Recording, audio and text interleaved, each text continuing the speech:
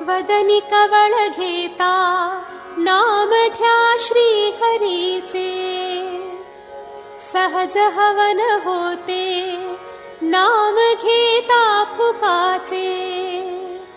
जीवन करी जीवित्वा अन्न हे पूर्ण ब्रह्म, उदर भरण नोहे जाणीजे यज्ञ कर्म.